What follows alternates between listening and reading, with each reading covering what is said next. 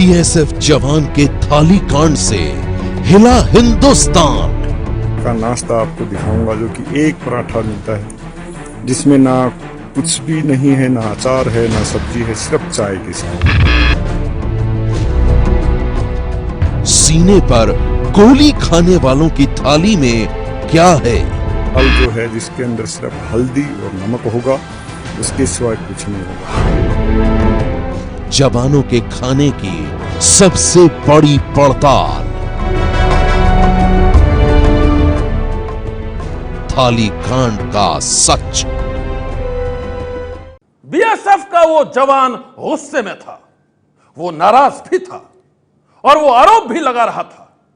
उसकी सारी शिकायत, नाराजगी और गुस्सा खाने को लेकर थी। वो खाना जो उसे हर दिन ड्यूटी के दौरान सुबह, दोपहर और शाम को मिला करता था। लेकिन क्यों? ऐसा क्या था उस जवान की थाली में?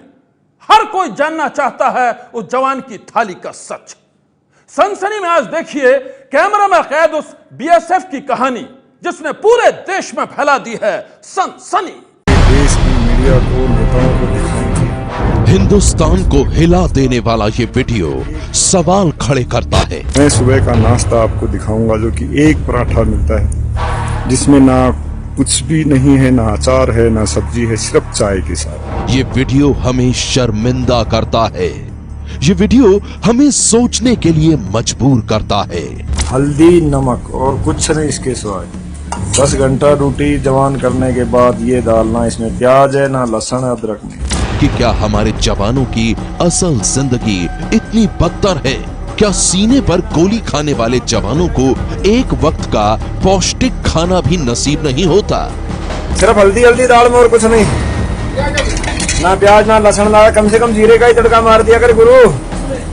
ये दाल में जीरा भी नहीं है, प्याज भी नहीं, लहसुन भी नहीं, कुछ नहीं। क्या हमारे जवान इस खाने से खुश नहीं हैं? क्या जवानों की थाली का खाना खाने लायक नहीं होता? मैं अभी सुबह का आपको नाश्ता दिखाता हूँ। ये जड़े हुए पराठे सिर्फ और चाय का गिलास और कुछ नहीं, ना अचार, ना जाम, ना बटर, कुछ नहीं। इस वीडियो के सामने आने के बाद ऐसे कई सवाल लोगों के जहन में कौंध रहे हैं। आखिर क्या है इस थाली कांड की पूरी कहानी? ये बताने से पहले हम आपका परिचय करवाते हैं इस बीएसएफ जवान से। नाम है तेज बहादुर यादव।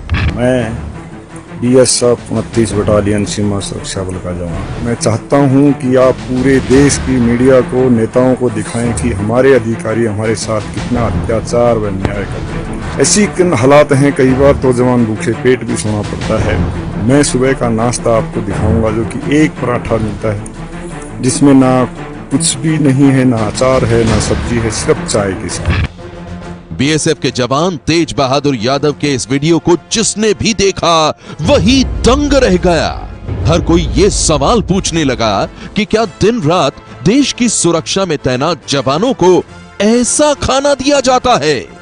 दाल जो है जिसके अंदर सिर्फ हल्दी और नमक होगा, उसके सिवाय कुछ नहीं होगा। इस वीडियो के सामने आते ही गृह मंत्रालय से लेकर बीएसएफ तक सब हरकत में आ गए। आईजी स्तर के अधिकारी को एक हफ्ते में जांच की जिम्मेदारी दी गई। एलओसी के पास जिस खेत बेस कैंप का ये वीडियो बताया जा रहा है, वहां के मेस कमांडर को छुट्टी पर भेज दिया गया। जांच की निष्पक्षता बनाए रखने के नाम पर तेज बहादुर को दूसरी यूनिट में भेज दिया गया। बीएसएफ ने शुरुआती रिपोर्ट में यह भी कहा है कि उस पोस्ट पर राशन की सप्लाई सेना के जिम्मे थी। जो इसमें खास बिंदु है जो जानना बहुत जरूरी है आपके लिए कि 1 जनवरी से यहाँ पर विंटर स्टॉकिंग का राशन स्टार्ट हो जाता है। तो विंटर स्टॉकिंग के राशन में विशेषता ये रहती है कि उसमें जो फ्रेश होता है वेजिटेबल्स, जो फ्रेश वेजिटेबल हैं वो नहीं सप्लाई हो पाते हैं। हाँ, ये मैं मान सकता हूँ कि खाने का स्वाद जो फ्रेश होने की वजह से होता है वो नहीं आ पाता है। दूसरा है, लेकिन जवानों को इसमें कंप्लेंट नहीं होती क्योंकि टाइम टेस्टेड मेथड है और जो हमें राशन मिलता है आर्मी की तरफ से वो बहुत बढ़िया राशन होता है। बीएसएफ इस पूरे मामले की जांच की बात तो कर रही है, लेकिन साथ ही कांस्टेबल तेज बहादुर के दावों पर भी सवाल उठा रही है। जहां तक एक दाल के साथ में अगर आपने वीडियो देखा होगा, एक और बर्तन रखा है जिसमें कि सब्जी है, जिसमें कि कीमा बना हुआ है, जो पता किया हमने क्योंकि प्राइमा फेसी रिपोर्ट में हमने मांगी थी कि क्या है, तो उस पर कोई टिप्पणी नहीं की गई है। और दाल को अगर नीचे कहीं दाल बैठी हुई है वो भी देखना पड़ेगा। मैंने कहा ना, ये तो अब जांच के विषय हैं और जांच के दौरान में बाकी कार्मिकों से पूछा जाएगा कि क्या सचमुच ये थी, क्योंकि सिक्के का एक पहलू है जो सामने आ रहा है। क्या ये वास्तविकता है, क्या वहां पर जो है जहां पर से खाना बन रहा था क्या उसी जगह का है या सीन कहीं और का लिया गया है, वो भी देखना पड़ेगा। फेसबुक पर वीडियो के जरिए अपनी शिकायत सामने रखने वाले तेज बहादुर के तरीके पर भी बीएसएफ ने आपत्ति जताई है। वो बिंदु पर भी जांच होगी कि ड्यूटी पर रहते हुए इसने मोबाइल फोन अपना जमा क्यों नहीं कराया था। ये जरूर कहा गया है कि जिस समय जवान ड्यूटी पर जाता है तो उसे अपना मोबाइल फोन वहां के कोर्ट में जमा कर देना चाहिए। ये डिसिप्लिन के अगेंस्ट है। जिस जगह में मैं हूँ वहाँ की जो कंडीशन है, वहाँ के जो प्रेजेंट कमांडर है, मैंने उनको इन्फॉर्म किया, 3 बार किया, 4 बार किया। जब नहीं कोई एक्शन हो रहा है, क्या तो सच्चाई दिखाना गलत है क्या, आप बताइए। तो बार बार शिकायत करने के बावजूद मजबूर होकर ये वीडियो डालना पड़ा है। हालांकि बीएसएफ के डीआईजी एमडीएस माना का कहना है कि इसी महीने की 6 तारीख को वो उसी पोस्ट पर गए थे जहां तेज बहादुर तैनात था, लेकिन तब उसने कोई शिकायत नहीं की। 2 दिन पहले ही संडे को मैं उसी पोस्ट पे था और किसी जवान ने कोई मेरे को ऐसी कोई शिकायत नहीं की। खराब खाने को लेकर कांस्टेबल तेज बहादुर के दावों में कितना सच है और कितना झूठ। अपनी शिकायत दर्ज कराने का तेज बहादुर का तरीका सही था या फिर गलत, ये अपनी जगह पर है। लेकिन बड़ा सवाल उस आरोप का भी है जो तेज बहादुर ने बीएसएफ के अफसरों पर लगाया है। और भरे पड़े हैं, लेकिन वह सब बाजार में चला जाता है। कहाँ जाता है, कौन बिक्री करता है, इसकी जांच होनी चाहिए। मैं आदरणीय प्रधानमंत्री जी से भी कहना चाहता हूँ कि कृपा करके इसकी जांच करें। बीएसएफ ने इस आरोप की भी जांच करने की बात कही है, लेकिन देश के जवानों को किस तरह का खाना दिया जाता है, इसकी एक झलक देश की सबसे बड़ी ऑडिट एजेंसी सीएजी ने पिछले साल ही अपनी रिपोर्ट में दी थी। रिपोर्ट के मुताबिक सेना के अपने ही सर्वे में यह खुलासा हुआ था कि 68% जवान उनको दिए जाने वाले खाने को संतोषजनक या फिर निम्न स्तर का मानते थे। यही नहीं, सैनिकों को निम्न स्तर की सब्जियां और मांस दिया जाता था। राशन की मात्रा भी काफी कम होती थी। निम्न स्तर और कम राशन की समस्या सबसे ज्यादा उत्तरी और पूर्वी कमांड में पाई गई थी, यानी वो इलाका जो पाकिस्तान और चीन की सीमा से लगा हुआ है। सीएजी की 2010 की रिपोर्ट में भी सैनिकों को खराब क्वालिटी के खाने का सच सामने आया था। यानी इतने सालों में फर्क सिर्फ इतना है कि जो अब तक कागजों पर कहा जाता था, पहली बार एक जवान ने वो सच खुद दुनिया के सामने रख दिया है।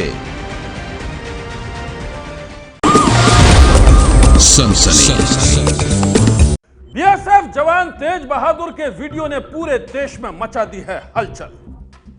अब आप सोच रहे होंगे कि तेज बहादुर के ऐसा करने की वजह क्या है।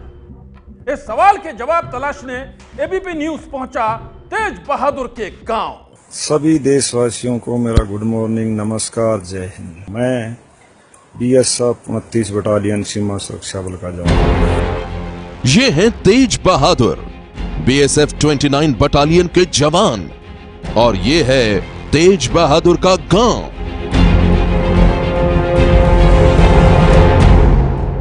फिलहाल तेज बहादुर के गांव राता कला में, जो कि महेंद्रगढ़ जिले में आता है, वहां हम मौजूद हैं। ये घर जो है, यहीं पर तेज बहादुर का परिवार रहता है। हालांकि उनकी पत्नी रेवाड़ी में रहती हैं। साथ ही ये जो पीछे खेत खलिहान आप देख रहे हैं, ये उनके परिवार के ही हैं। ये है तेज बहादुर का पक्का पुश्तैनी मकान, जिसमें उनका परिवार आज भी रहता है। पैतृक घर की हालत बता रही है कि तेज बहादुर की पारिवारिक आर्थिक हालत ठीक ठाक है। पुश्तैनी घर की छत पर लगी है तेज बहादुर के दादा ईश्वर सिंह की मूर्ति। स्वतंत्रता सेनानी ईश्वर सिंह नेताजी सुभाष चंद्र बोस की आजाद हिंद फौज के सिपाही थे, यानी परिवार रसूखदार है। तेज बहादुर यादव का अगर बताना चाहें इतिहास, तो दरअसल एक स्वतंत्रता सेनानी के परिवार से वो संबंध रखते हैं। उनके दादा ईश्वर सिंह आजाद की ये प्रतिमा उनके घर के ठीक बाहर छत पर लगी है और इसी प्रतिमा के इनके नाम से ही इस घर को जाना जाता है। तेज बहादुर के दादा देश की आजादी के लिए लड़े, तो परिवार के 3 और सदस्य सुरक्षा सेवा में लगे हैं। सबसे बड़े भाई गुजरात पुलिस में हैं और उनका बेटा सेना में है। तेज बहादुर के एक और भाई बीएसएफ में इलेक्ट्रीशियन हैं। तेज बहादुर के 2 और भाई हैं जो किसान हैं। पिछले महीने ही तेज बहादुर अपने गांव आए थे, तब उन्होंने परिवार वालों से वीआरएस यानी जल्द रिटायरमेंट लेने की बात कही थी। वजह बताई बीएसएफ के भीतर का माहौल, जहां शिकायत सुनी नहीं जाती, कमियां सुधरती नहीं।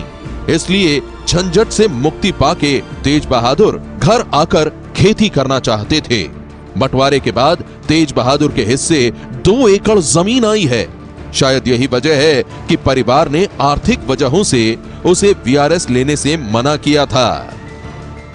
उनके घर वालों से बात करके भी हमें यही पता चला कि दरअसल जिस तरह का व्यवहार और जिस तरह का बर्ताव सेना के जवानों के साथ किया जा रहा था, उससे वो बहुत आहत थे और कई बार उन्होंने अपनी बात रखने की कोशिश की। घर वालों को भी उन्होंने इसके बारे में बताया और ये भी कहा कि वो वीआरएस लेना चाहते हैं। इसलिए छोड़ना चाहते थे जी, वो खाना एक तो गलत मिलता था और जो आवाज उठाना चाहता था उसको वो दबाने की कोशिश करते थे अफसर बार बार। तो उन्होंने बोले मेरी आवाज तो उठाने नहीं देते, इसलिए नौकरी का फायदा क्या है। जब भी मैं कुछ एक्शन लेना चाहता हूँ तो अफसर किसी न किसी उसमें फंसाकर मेरे को क्वार्टर गार्ड कर देते हैं। यानी तेज बहादुर घर में अपनी नौकरी की मुश्किलों का जिक्र करते थे और नौकरी में मुश्किल होते हालात से लंबे अरसे से परेशान थे। नौकरी में विरोध की आदत की वजह से उन्हें काफी दिक्कतों का भी सामना करना पड़ा। सर्विस के दौरान कुछ ऐसे आरोप भी लगे कि पुलिस जांच हुई और पुलिस वाले गांव के घर तक पहुंचे थे, जिसे घर वाले बेटे के खिलाफ साजिश मानते हैं। खाना हमें पशुओं से मिलता है, लेकिन क्या करें, ऑफिसर जो है ना, जब हम उनके लिए कहते हैं तो वो कुछ ना कुछ वो हमारे ऊपर कोई ब्लेम लगा देते हैं। तब भी वो कभी अपने हिसाब से या अपने अधिकार की बात करता था, उस पर कोई ना कोई झूठा ब्लेम लगा करके यहाँ भेज देते थे।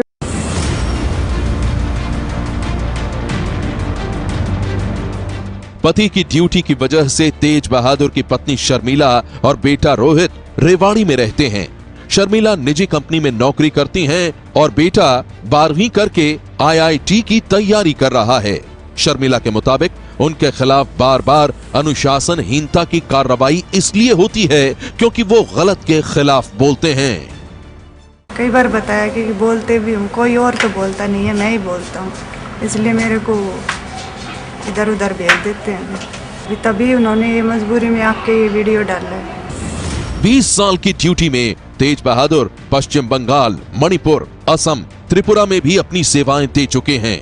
शर्मिला कहती हैं कि पहले तो उनका बेटा सेना में जाना चाहता था, लेकिन जो सब कुछ चल रहा है उसके बाद वो सेना में नहीं जाना चाहता। पहले तो सोचते थे कि भाई आर्मी में जाए, अब नहीं सोच रहे, अब कह रहे हैं नहीं, लड़का ही मना कर रहा है, अब तो नहीं जाना है। पिछले 20 साल की सेवा में तेज बहादुर यादव को 4 बार कड़ी सजा मिल चुकी है, जिसके तहत उन्हें क्वार्टर गार्ड में भी रखा जा चुका है। नशे में ड्यूटी करना, सीनियर का आदेश न मानना, बिना बताए ड्यूटी से गायब रहना और कमांडेंट पर बंदूक तानने तक का भी आरोप लग चुका है। पास में इसका इनडिसिप्लिन एक्ट रहे हैं, इसका इंटॉक्सिकेशन का, इनसबॉर्डिनेशन का, सुपीरियर के ऊपर जो है फोर्स अप्लाई करने का और उसके ऊपर अपनी बंदूक तानने के, इस तरह के बहुत ही संवेदनशील इसके ऊपर आरोप लगे थे। इसका कोर्ट मार्शल 2010 में हुआ था। इसको जो है सर्विस से डिसमिस ना करके 89 डेज आरआई दे करके इसको जो है सर्विस में रखा गया। एबीपी न्यूज से बात करते हुए तेज बहादुर मानते हैं कि उन्हें सजा मिल चुकी है, लेकिन वो ये भी दावा कर रहे हैं कि उन्हें 16 बार सम्मानित भी किया जा चुका है। हाँ जी, बिल्कुल आरोप लग चुके हैं। तो जो आरोप लगा रहे उनसे ये भी पूछो ना कि फिर मैं अगर भी ऐसा ही था तो मेरे को अवार्ड भी क्यों दिए गए। 14 बार सम्मानित कर चुका हूँ, 1 बार गोल्ड मेडलिस्ट हूँ, मैंने ऑलराउंड बीएसएफ का best all round best gold medal भी दिया हुआ है। उसके बावजूद जो ये सजाएं मिली उसको सब मैंने रिकवर किया। चलो गलती इंसान करता है, उसकी मैंने सजाएं काटी, मानता हूँ मैं, लेकिन उसके बाद फिर मेरे को अवार्ड भी क्यों दिए गए ना। दागदार करियर और जवानों के हक के लिए आवाज उठाने वाले तेज बहादुर की जिंदगी के ये 2 पहलू हैं, लेकिन उनके घर वालों और दोस्तों से बात करके इतना तो साफ लग रहा है कि वो न तो झगड़ालू हैं और न ही मानसिक रूप से कोई दिक्कत है। लेकिन बीएसएफ ने खराब रवैये और अनुशासनहीनता की बात कही है। हरियाणा के महेंद्रगढ़ से अंजलि सिंह की रिपोर्ट।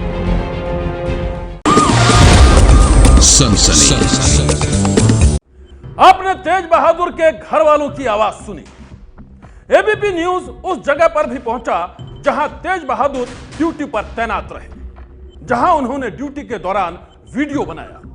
आइए देखते हैं आखिर क्या है इस वीडियो के पीछे की कहानी। मैं रहूं या ना रहूं।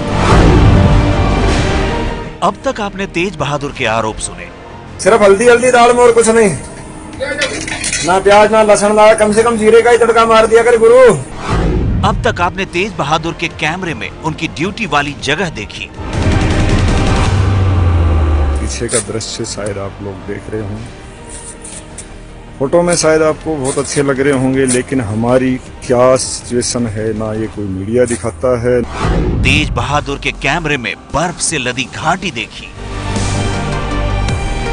एबीपी न्यूज पर अब देखिए वो जगह जहां तेज बहादुर ड्यूटी पर थे।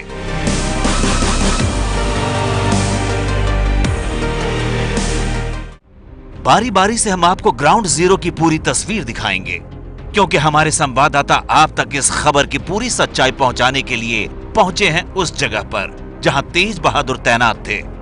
हमारी टीम उस जगह पर पहुंची जहां तेज बहादुर के बटालियन का मुख्यालय है। जम्मू से करीब 9 घंटे का सफर तय करके एबीपी न्यूज आ पहुंचा है पुंछ के मंडी इलाके में, जहां पर तैनात है बीएसएफ की 29वीं बटालियन। ये वही 29वीं बटालियन है जिसमें तैनात थे कांस्टेबल तेज बहादुर। तेज बहादुर इस 29 बटालियन में पिछले करीब 1.5 साल से तैनात थे और 20 दिन पहले ही उनकी तैनाती यहां से हटाकर मंडी में ही एडम बेस में की गई थी। आगे हम आपको ले चलेंगे उस पोस्ट पर जहां ड्यूटी करते हुए तेज बहादुर ने खलबली मचाने वाला वीडियो बनाया था। लेकिन उससे पहले हम आपको मिलवाते हैं शशि वर्मा नाम के इस शख्स से। शशि यहां 30 सालों से दुकान चलाते हैं, लेकिन इनकी माने तो आज तक किसी जवान ने राशन की कमी की बात नहीं कही। तेज बहादुर ने भी कभी उनसे इस बारे में चर्चा नहीं की। क्या कभी किसी ने आपको इस तरह की कोई बनक नहीं सर, नहीं, ऐसी बात नहीं सर। किसी भी नहीं, किसी भी सर, ऐसी कोई बात नहीं सर। किसी ये कोई माइंडली प्रेशर की वजह से कोई ऐसी बात हुई होगी, माइंडली कोई ऐसा हो सकता है, बाकी ऐसी कोई बात नहीं सर। अब आपको यहां से लेकर चलते हैं उस जगह पर जहां तेज बहादुर की तैनाती थी। हेडक्वार्टर से 8 किलोमीटर दूर मंडी का ये वही खेत इलाका है जहां के एडम बेस से जवानों को रोज एलओसी पर पेट्रोलिंग के लिए भेजा जाता है। इसी एडम बेस पर तेज बहादुर की पोस्टिंग थी। सुबह 6 बजे से शाम को इस बर्फ के अंदर 5 बजे तक कंटिन्यू 11 घंटे ड्यूटी, वो भी स्टैंडिंग खड़े होकर होते हैं। कितना भी बर्फ हो, कितना भी बारिश हो, तूफान हो, यही हालातों में हम ड्यूटी कर रहे हैं। कांस्टेबल तेज बहादुर के आरोपों की और तह तक जाने के लिए एबीपी न्यूज आ पहुंचा है मंडी के ही खेत इलाके में, जहां पर बीएसएफ की एडम बेस है। जो इलाका आप अपने टीवी स्क्रीन पर देख रहे हैं, बर्फ की चादर से ढका हुआ, ये वही बीएसएफ का खेत स्थित एडम बेस है जहां पिछले 20 दिनों से तेज बहादुर तैनात थे। ऐसी हालात हैं, कई बार तो जवान भूखे पेट भी सोना पड़ता है। मैं सुबह का नाश्ता आपको दिखाऊंगा जो कि एक पराठा मिलता है, जिसमें ना कुछ भी नहीं है, ना अचार है, ना सब्जी है, सिर्फ चाय के साथ। और 9 जनवरी को वीडियो टीवी चैनलों पर चलते ही देश में हड़कंप मच गया। हर तरफ इसी वीडियो की चर्चा हो रही है। खेत का आप इलाका जो देख रहे हैं, यह बर्फ से ढका हुआ इलाका है और यहाँ पर कैमरे के बिना कई बीएसएफ और सेना के कुछ लोग भी यहाँ तैनात हैं। उनसे बात की तो किसी ने भी आरोपों का समर्थन नहीं किया है। खेत का हमने आपको इलाका दिखाया, हमने आपको मंडी का इलाका दिखाया जहाँ पर 29 बटालियन का, बीएसएफ की 29वीं बटालियन का हेडक्वार्टर है। तो कहीं पर भी हमें कोई ऐसा शख्स नहीं मिला, चाहे वो तेज बहादुर को जानने वाले लोग हों, चाहे उनके साथ काम करने वाले लोग हों, किसी ने भी यहाँ किसी भी प्रकार से तेज बहादुर के आरोपों का समर्थन किया है। कैमरामैन पवन चौधरी के साथ अजय बाशलू, एबीपी न्यूज, खेत, मंडी। बीएसएफ के जवान तेज बहादुर ने खाने की जो तस्वीरें फेसबुक पर शेयर की, उसके बाद सवाल उठ रहे हैं कि क्या देश की सीमा पर तैनात जवानों को ऐसा ही खाना दिया जाता है? आखिर क्या है जवानों के खाने के नियम कायदे, अब आप ये भी देख लीजिए। तेज बहादुर के गांव राता कला के ही रहने वाले ये हैं सुभाष चंद्र। 25 साल की बीएसएफ की नौकरी में सुभाष चंद्र जम्मू कश्मीर और राजस्थान बॉर्डर पर तैनात रह चुके हैं। 2011 में सुभाष पारिवारिक कारणों से वीआरएस लेकर गांव वापस आ गए और स्कूल में बस ड्राइवर की नौकरी कर ली। सुभाष चंद्र ने हमें एक बीएसएफ जवान के सुबह उठने से लेकर खाने तक के बारे में बताया। सुबह तकरीबन 4 बजे उठना पड़ता है। बैठी मिलेगी, बैठी के बाद में पिट्टी होगी, पिट्टी के बाद में नाश्ता मिलेगा। सुभाष चंद्र के मुताबिक बीएसएफ जवानों को नाश्ते में पूरी, सब्जी, चाय, पराठा मिलता है। दोपहर के भोजन में दाल, सब्जी, रोटी, चावल और सलाद मिलता है। शाम को चाय मिलती है। जो चाय नहीं पीते उन्हें फल मिलता है। रात के खाने में 3 दिन मटन या चिकन मिलता है। वेजिटेरियन के लिए खीर, पनीर मिलता है। कभी सांभर बना दिया, कभी कढ़ी बना दी। रात को पनीर नहीं बनेगा, उस दिन दाल सब्जी सभी के लिए बनेगी। हालांकि सुभाष चंद्र मानते हैं कि ज्यादा लोगों का खाना बनेगा तो साधारण ही बनेगा। मान लो 300 आदमी का खाना एक जगह बन रहा है, तो वो जैसा स्टैंडर्ड बनाना चाहे तो वो तो नहीं बनेगा। खाना बनाने के लिए मेस में हर महीने हवलदार की ड्यूटी लगाई जाती है और उसके साथ एक जवान भी होता है। सुभाष चंद्र के मुताबिक अगर इंचार्ज मुस्तैद हो तभी अच्छा खाना मिल सकता है। इंचार्ज जो होता है उसके ऊपर पूरा निर्भर करता है। वो यदि इंचार्ज ढीला है तो खाना खराब बनेगा।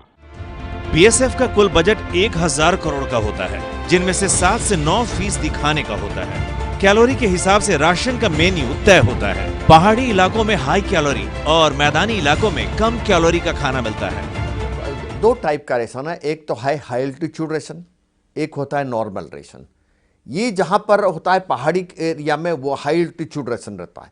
हाई एल्टीट्यूड रेशन में जो कैलोरी है वो तकरीबन 4100 कैलोरी तक मिलता है। जो नॉर्मल रेशन है वो 3200 3300 तक कैलोरी का मिलता है। तेज बहादुर के आरोपों की पड़ताल करने के लिए हमने निजी डाइटिशियन से भी बात की कि आखिर बेहद ठंडी और ऊंचाई वाली जगहों पर एक जवान के लिए कितना खाना जरूरी होता है। एक आदमी के लिए, मतलब मेल मेंबर के लिए 4 से 5 रोटी दिन में 3 बार, ठीक है, और प्लस दाल हो जाए 1 कटोरी, सब्जी हो जाए, दही या दूध 1 कटोरी ऐसे 1 गिलास हो जाए, और प्लस सब्जियों मतलब 3 से 5 हेल्पिंग सब्जियों और फ्रूट्स की हो। तो ये एक बैलेंस डाइट बनाता है एक आदमी के लिए। नोटबंदी के बाद जाली नोटों का जाल, नकली नोटों की प्राइवेट फैक्ट्री, 2000 के नोटों का सबसे नया खुलासा। दिल्ली का वो नौजवान एक अच्छा ग्राफिक्स डिजाइनर था। नोटबंदी के बाद जिस वक्त लोग नए नोटों के लिए बैंक और एटीएम की कतारों में खड़े थे, ठीक उसी वक्त उसके दिमाग में एक गहरी साजिश पनप रही थी। ऐसी साजिश जिसके खुलासे ने सारे शहर में फैला दी है सनसनी। 2000 और 500 के नए नए नोटों की ये खेप बाजार में पहुंचने वाली थी। गनीमत है कि ये नोट मार्केट तक पहुंचने से पहले ही पुलिस के हाथ लग गए। अगर ये सारे के सारे नोट बाजार में पहुंच जाते तो गजब हो जाता। मुमकिन था कि इस वक्त इनमें से 2000 का कोई नोट आपकी जेब में होता। 500 रुपए के नकली नोटों में से कोई नोट आपके पर्स में भी पहुंच सकता था। 2000 के नोटों का सबसे नया खुलासा। ये नकली नोट दिल्ली के अलग अलग ठिकानों पर छापे जा रहे थे। छापने का तरीका भी ऐसा कि एक बार तो किसी को नकली असली में फर्क का पता ही न चले। नोटबंदी के बाद 2000 और 500 के नए नोट के नकली नोट का मामला निकलकर सामने आया है साउथ वेस्ट दिल्ली की एटीएस टीम ने एक बड़ा खुलासा किया है, जिसमें 6,10,000 से ज्यादा के 2,500 के जो नए नोट हैं उनकी नकली करेंसी बनाई जा रही थी। फिलहाल आप देख सकते हैं इस वक्त हम मौजूद हैं, ये यहाँ पर ये जो सारा सामान है ये नकली नोट बनाने में इस्तेमाल किया जा रहा था। सबसे पहले आप ये देख सकते हैं सील पैक जो डिब्बे हैं इसमें 2000 के बिल्कुल असली जैसे दिखने वाले, और ये जो 500 का नोट है देख सकते हैं 2000 का ये जो नोट है बिल्कुल असली जैसे दिखने वाले हैं, लेकिन ये नकली नोट हैं। इन्हें इस तरीके से बनाया जा रहा था कि ये बिल्कुल असली लगे। इसी तरीके से आप ये 500 का नोट देख सकते हैं, इसे भी बिल्कुल ऐसी सूरत दी जा रही थी कि ये असली नोट है, लेकिन ये भी नकली नोट है। 2000 और 500 रुपए के नकली नोट छापे गए हैं दिल्ली में चल रही एक प्राइवेट नोट फैक्ट्री में। उस नोट फैक्ट्री में जो चला रहे थे कृष्णा और आशीष नाम के ये दो लोग। पुलिस के मुताबिक कृष्णा पेशे से एक ग्राफिक डिजाइनर है और आशीष हार्डवेयर सप्लायर। इसी शख्स ने कंप्यूटर में बिल्कुल असली नोटों की तरह नकली नोटों का डिजाइन तैयार किया था और फिर प्रिंटर की मदद से नोटों के प्रिंट निकाल लिए। नकली नोटों को असली बनाकर मार्केट में उतारने के लिए इन शातिरों ने कागज भी बेहद उम्दा क्वालिटी का इस्तेमाल किया था। कृष्णा जो था वो बेहद ही शातिराना तरीके से अपने ग्राफिक डिजाइन के कोर्स को जो उसने सीखा था उसे इस्तेमाल करके पहले एक असली नोट लिया था 2000 रुपए का, उसे इस प्रिंटर में रखता था। इस प्रिंटर में रखने के बाद उस नोट को स्कैन करता था और वो नोट सीधा इस मॉनिटर में पहुंच जाता था, जिसके बाद उसका सीरियल नंबर इस्तेमाल करके उसके लगातार प्रिंट आउट निकाले जाते थे। और जब इस तरीके से नकली नोट जो स्कैन होकर बाहर निकलता था, इसमें एक और खास बात है कि जो ये पेपर होता है ये इंडिया का बेस्ट पेपर इस्तेमाल करते थे। वो पेपर कहां से आता था उसकी भी पड़ताल की जा रही है। हालांकि असली नोट का जो पेपर है वो बाहर से मंगाया गया है, उसकी क्वालिटी बिल्कुल अलग है। पुलिस के मुताबिक जाली नोटों के जालसाज कृष्णा और आशीष अभी तक 6.5 लाख रुपए की नकली करेंसी छाप चुके थे। इनमें से करीब 40,000 रुपए ये लोग मार्केट में भी उतार चुके थे। करीब 20,000 रुपए के नकली नोटों से शॉपिंग की और करीब 20,000 रुपए के जाली नोट दोस्तों को उधार दे दिए थे। पुलिस ने इनके पास से करीब 6,10,000 रुपए के जाली नोट जब्त किए हैं। साथ ही पुलिस ने इनके पास से कंप्यूटर, सीपीयू, प्रिंटर, कटर और स्केल समेत कई सामान भी जब्त किए हैं।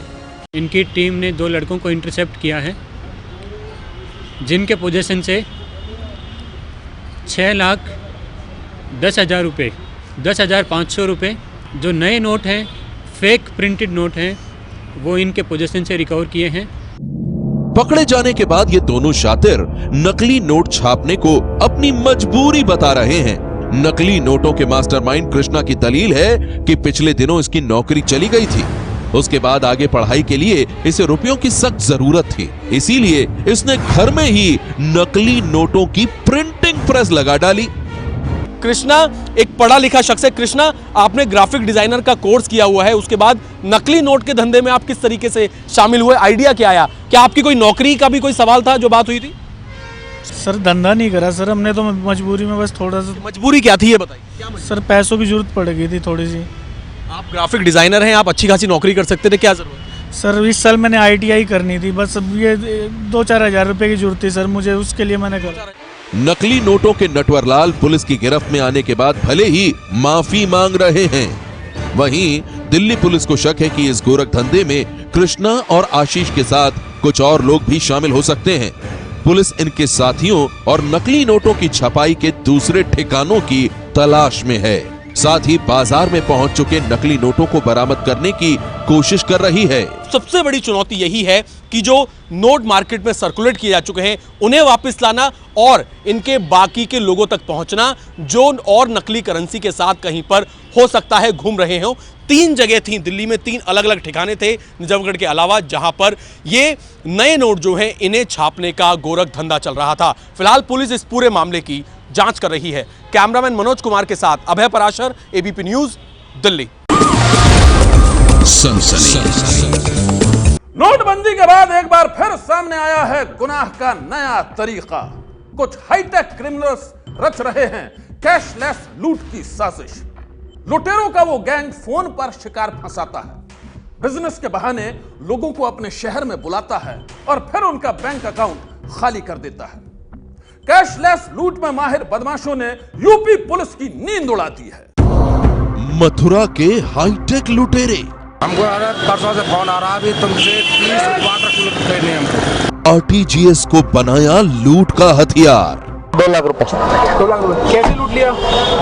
आरटीजीएस आगे बता दीजिए। पेटीएम से भी लिया है? नहीं आरटीजीएस। कैशलेस लूट की सनसनीखेज कहानी।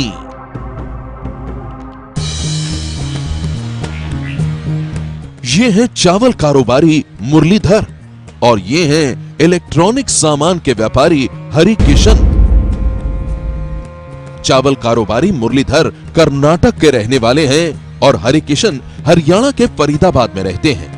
इस वक्त उत्तर प्रदेश के मथुरा में थाने और पुलिस के चक्कर लगा रहे हैं। ये दोनों व्यापारी बने हैं मथुरा के हाईटेक लुटेरों के शिकार। शातिर लुटेरों के गैंग ने इन्हें व्यापार के बहाने फोन करके मथुरा बुलाया, इन्हें बंधक बनाया और फिर मुंह मांगे दामों में किया इनकी जिंदगी का सौदा। पहले बात करते हैं चावल कारोबारी मुरलीधर की। मुरलीधर के मुताबिक लुटेरों ने मुरलीधर को सस्ते दामों पर चावल की डील करने का झांसा दिया था। मुरलीधर के मुताबिक इन्हें कई बार फोन किया गया। लुटेरों की साजिश से बेखबर ये कारोबारी शिवमोगा से मथुरा पहुंच गया, लेकिन यहां आते ही लुटेरों ने इन्हें बंधक बना लिया। के बाद इन्हें अपनी जिंदगी बचाने के लिए मोटी कीमत चुकानी पड़ी। ये घटना क्या हुई है? किसी ने मना कर दिया है क्या? नहीं वैसा कुछ नहीं, कन्नड़ा बात करता हूँ भाई। अभी आप हिंदी में बात कर रहे हो? नहीं कन्नड़ा मेरे में हिंदी नहीं कम, कन्नड़ा कर्नाटक वाला हूँ। क्या घटना हुई बताइए। नहीं लूट हुआ। कितने रुपए का? 2 लाख रुपए। 2 लाख का पेमेंट कैसे किया आपने? आरटीजीएस। आगे बता दीजिए। पेटीएम से भी लिया है? नहीं आरटीजीएस। मथुरा के लुटेरों ने मोटी रकम वसूलने के लिए कर्नाटक के व्यापारी मुरलीधर को बंधक बनाया था। हाईटेक लुटेरे जानते थे कि कोई भी शख्स अपने साथ ज्यादा कैश लेकर नहीं चलता। नोटबंदी के बाद वैसे भी कैश की काफी कमी हो गई है, इसीलिए हाईटेक लुटेरों ने आरटीजीएस यानी रियल टाइम क्रॉस सेटलमेंट को बना डाला लूट का हथियार। लुटेरों ने कर्नाटक के व्यापारी मुरलीधर की रिहाई के बदले 2 लाख रुपयों की डिमांड की थी। व्यापारी ने कहा कि उसके पास इतना कैश नहीं है। हाईटेक लुटेरों ने कहा कैश नहीं है तो आरटीजीएस से पैसा ट्रांसफर कर दो। इसके बाद व्यापारी के पास अपनी जान बचाने का कोई और तरीका नहीं बचा। व्यापारी को आरटीजीएस के जरिए 2 लाख रुपए की रकम लुटेरों के अकाउंट में जमा करवानी पड़ी। कर्नाटक के व्यापारी मुरलीधर ने सपने में भी नहीं सोचा था कि लुटेरे इतने हाईटेक होंगे। लुटेरों ने जब आरटीजीएस के जरिए पैसा ट्रांसफर करने की डिमांड रखी तो मुरलीधर के पास उन्हें कच्चा देने के लिए कोई भी दलील नहीं बची थी। इन लोग के पास कैश था 12-12 हजार के अराउंड था। एग्जैक्टली उनको ठीक से याद नहीं है कितने कैश थे, बस 10 से 12 हजार तक का कैश था। वो बता रहे हैं मोबाइल थे वो ले लिए हैं। बाकी डिटेल में जब बातचीत होगी तो फिर आइए अब आपको बताते हैं क्या होता है आरटीजीएस। आरटीजीएस का मतलब होता है real time cross settlement. RTGS fund transfer की सबसे तेज प्रक्रिया है। इसके जरिए एक अकाउंट से पैसा दूसरे अकाउंट में फौरन ट्रांसफर हो जाता है। आरटीजीएस का इस्तेमाल बड़ी रकम ट्रांसफर करने के लिए किया जाता है। इस प्रक्रिया से कम 2 लाख रुपए ट्रांसफर किए जाते हैं। जिस बैंक के जरिए आरटीजीएस होता है उसे 30 मिनट के अंदर दूसरे खाते में पैसा ट्रांसफर करना होता है। अगर किसी भी वजह से वो रकम संबंधित व्यक्ति तक नहीं पहुंच पाती है तो वो पूरी रकम महज 2 घंटे में आपके खाते में वापस पहुंच जाती है। आरटीजीएस का इस्तेमाल सुबह 9 बजे से शाम को 4:30 बजे तक किया जा सकता है। शनिवार को सुबह 9 बजे से दोपहर 12 बजे तक ही आरटीजीएस कर सकते हैं। आरटीजीएस से पैसा ट्रांसफर करने के लिए फीस भी अदा करनी पड़ती है। 2 से 5 लाख रुपए तक के फंड ट्रांसफर पर 30 रुपए तक फीस लगती है। आरटीजीएस के जरिए फिरौती की रकम वसूलने का यह तरीका यकीनन बेहद शातिराना है। न बार बार फोन करने की टेंशन, न पैसों की डिलीवरी लेने के लिए कहीं जाने का झंझट। ना पुलिस के जाल में फंसने का खतरा।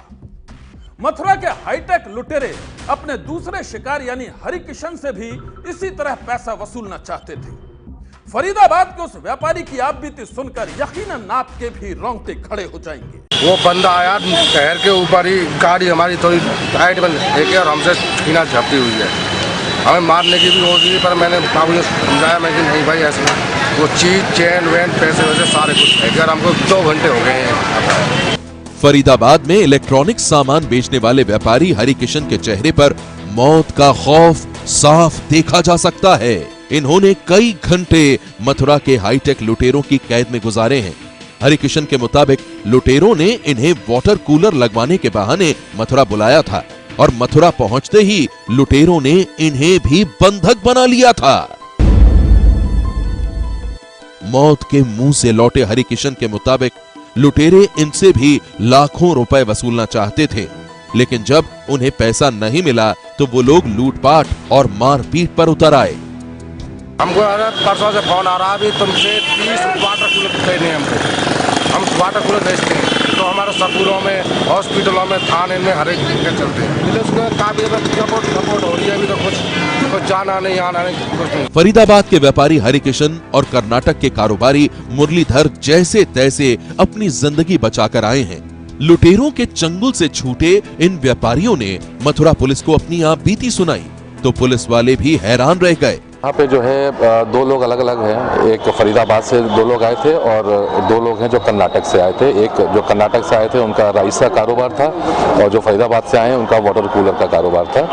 और बिजनेस प्रपोजल के माध्यम से उनसे फ़ोन पे बात करके धोखे से उनको जो है अलग अलग स्पॉट पे बुलाया गया और अलग अलग टाइम पे अलग अलग जगह पे उनके साथ जो है ये वारदात हुई, जिनमें उनके सामान वगैरह छीने और ये किया है। और हम अभी उनसे पूछताछ कर रहे हैं। घटनास्थल पे भी हम लोग जा रहे हैं और will give our best effort, जल्दी से जल्दी इसको निस्तारण करेंगे। मथुरा पुलिस ने मामला दर्ज कर लुटेरों की तलाश शुरू कर दी है। दोनों कारोबारियों ने पुलिस को उन तमाम इलाकों के बारे में कई अहम जानकारियां दी हैं जहां उन्हें बंधक बनाया गया था और जहां जहां उन्हें कैद करके रखा गया था, लेकिन पुलिस अभी तक हाईटेक लुटेरों का कोई सुराग नहीं लगा पाई है। सनसनी के लिए मथुरा से अनिल सारस्वत की रिपोर्ट। सनसनी।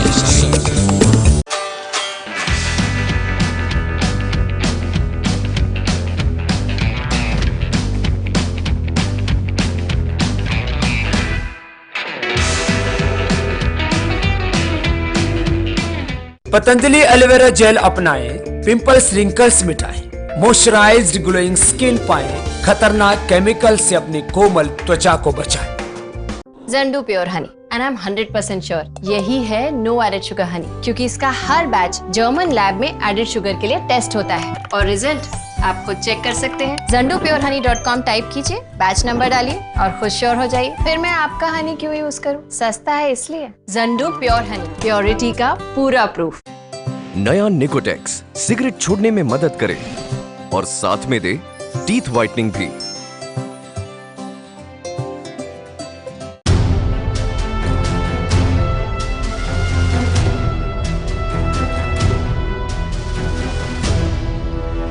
मावल टी प्रेजेंट्स कौन बनेगा मुख्यमंत्री, रोज शाम 6:30 बजे सिर्फ एबीपी न्यूज पर। मार्वल टी प्रेजेंट्स कौन बनेगा मुख्यमंत्री, हर लम्हा नया हो जाए मार्वल येलो चाय। हेल्थ पार्टनर पतंजलि च्यवनप्राश खाइए, रोगों से लड़ने की पूरी ताकत पाइए। Associated by Nerolac healthy home paints.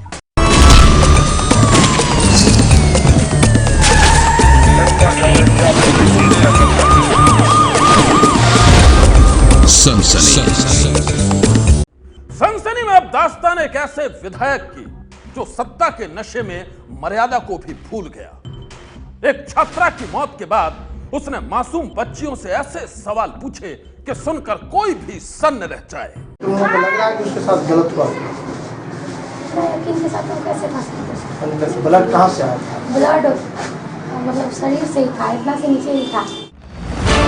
सत्ता के नशे में इंसान कितनी गिरी हुई हरकत कर सकता है, ये सवाल जवाब इसकी मिसाल है। मामला बिहार के वैशाली का है, जहां हॉस्टल में एक छात्रा की संदिग्ध हालत में मौत होती है। मरने वाली छात्रा से गैंग रेप की आशंका के बाद इलाके के विधायक श्रीमान लल्लन पासवान की एंट्री होती है। वो हॉस्टल में छात्राओं पर बेशर्म सवालों की बारिश कर देते हैं। तुम पढ़ी लिखी लड़की हो, मुंह से भी था और मेरी बात सुनो, तुम पढ़ी लिखी लड़की हो जो तुम बताई कि इधर से इधर। विधायक महोदय को देखकर अंदाजा लगाया जा सकता है कि जिस छात्रा से वो ऐसे गंदे सवाल पूछ रहे हैं वो उनके नाती पोतियों की उम्र की होगी। बेशर्म सवालों पर छात्रा झिझक कर नजरें नीचे कर लेती है, लेकिन विधायक महोदय यही नहीं थमते और एक के बाद एक बेहूदे सवाल पूछते जाते हैं।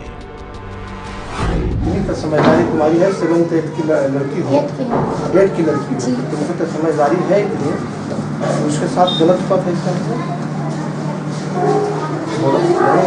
सर इतना हम नहीं कर सकते इतना, लेकिन हम लोग उसको उठाए तो बहुत सारा ब्लड। ये मान रही हो ना कि इधर नीचे ब्लड नीचे। इस पूरे वाकये में एक और हैरानी की बात यह है कि छात्रा से ये बेशर्म पूछताछ प्रिंसिपल के सामने हुई और वो भी विधायक से सुर में सुर मिलाती दिखाई दी।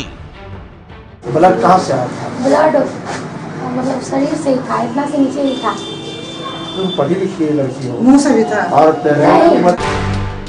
श्रीमान लल्लन पासवान चेनारी के विधायक हैं, लेकिन स्कूल में कदम रखते ही वो खुद को जेम्स बॉन्ड समझने लगे। छात्रा से पूछताछ के बाद विधायक महोदय ने स्कूल प्रशासन पर धौंस जमाने की कोशिश की और यहां तक कह गए कि विधानसभा में नीतीश कुमार की खाल उतरवा देंगे। मेरी बात सुनिए, बकसने की बात नहीं है, मैं तो थोड़ा दूसरे टाइम का आदमी, विधानसभा में नीतीश कुमार का बुखार उतारने है। विधायक महोदय यही नहीं रुके, कहने लगे कि अगर उन्हें जांच का मौका दिया गया तो वो इस मामले का पर्दाफाश कर देंगे। लेकिन सवाल यह है कि ऐसे जनप्रतिनिधियों को मासूम बच्चियों से ऐसे सवाल पूछने का हक किसने दिया? क्या विधायक बनने के बाद किसी से भी कुछ भी पूछने का हक मिल जाता है? और क्या ऐसे बेशर्म नेताओं की नेतागिरी का लाइसेंस जब्त नहीं हो जाना चाहिए? सनसनी के लिए ब्यूरो रिपोर्ट। सनसनी। आज की सनसनी में बस इतना ही। आप रहिएगा होशियार, सन्नाटे को चीरती सनसनी फिर देगी दस्तक आपकी दहलीज पर।